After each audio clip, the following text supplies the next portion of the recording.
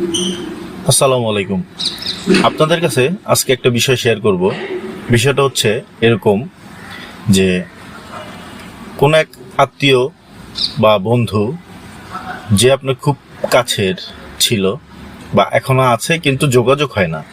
ধরেন 1 মাস, 2 মাস বা 3 মাস এরকম যোগাযোগ হয় না। তো যোগাযোগ না হওয়ার কারণে তাকে আপনি হঠাৎ একদিন কল দিলেন। তো কল দেওয়ার পরে সে করবে কি, আপনার কলটা রিসিভ করে সে এরকম একটা ভাব নিবে যে আপনি অনেক বড় অপরাধী, তার কোনো অপরাধ নেই, আপনি কেন তার সাথে যোগাযোগ করলেন না, কেন তার সাথে এতদিন কথা বললেন না। তো এই বিষয়গুলো সে আপনাকে তুলে ধরবে। ইভেন সে সরাসরিও বলবে না, সে নানান ভনিতায় আপনাকে বোঝাবে যে তুই বড়লোক হয়ে গেলি, তোর কাছে আমার কোনো মূল্য নাই, তুই তো আমার খুব কাছের ছিলি, তোর আচার ব্যবহার খুব খারাপ হয়ে গেছে।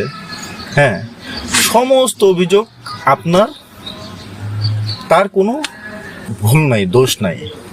তো এখানে কলটা কিন্তু আপনি দিয়েছেন, সে কিন্তু দেয়নি। তো সে আপনাকে কল দেয়নি, আপনি কল দিলেন, উল্টো আপনাকেই সে ব্লেম দিচ্ছে। এরকম হয়।